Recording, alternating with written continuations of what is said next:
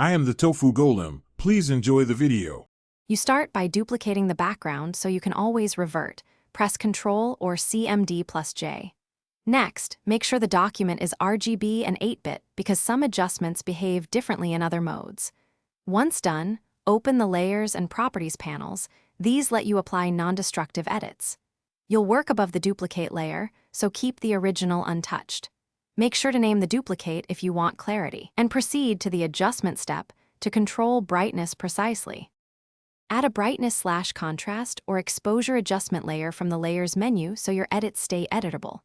Drag the brightness or exposure slider slowly. Small moves matter 0, 1 to 0. 5 increments often look natural. Adjust contrast or gamma/offset to preserve midtones and avoid clipping. If you only want the background brighter, invert or paint on the adjustment mask and use feathering to blend edges. Make sure to preview at 100% to judge true brightness and prevent blown highlights. Finish by adding a curves adjustment to shape highlights and midtones, pull small points, and use the On-Image tool for targeted changes.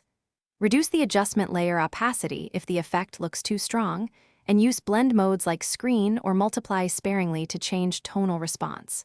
To ensure no clipping, watch the info panel and toggle preview often.